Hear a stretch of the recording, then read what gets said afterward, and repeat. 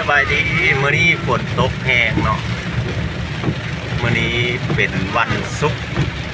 วันที่28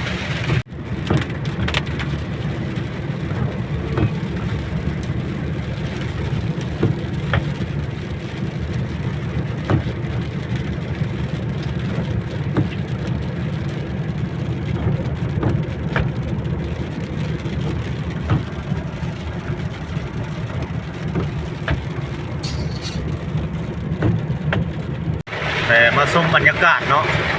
ระยะเดินทางส่งเวลาที่ฝนตกแห้งขับรถเกือบบ่ได้เลยแล่นรถไวบ่ได้เลยป่าน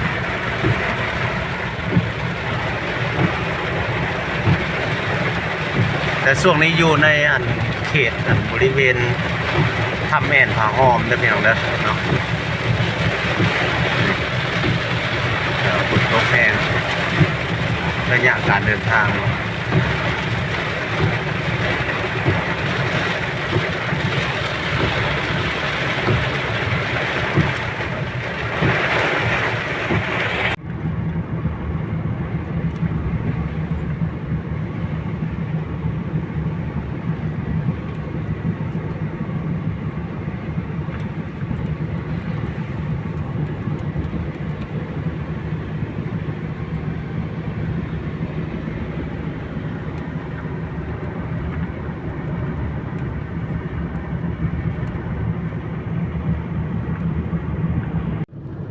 ในเมืองแล้ว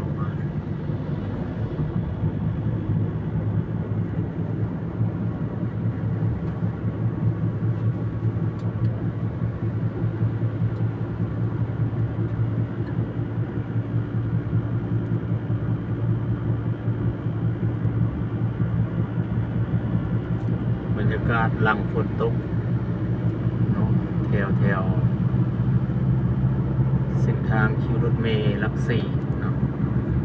ถ้าแค่เวียงจันทน์เด้อ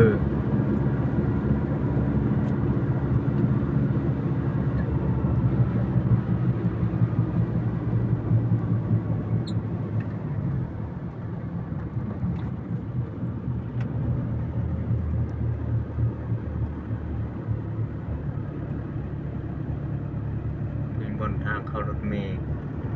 คิวรถเมล์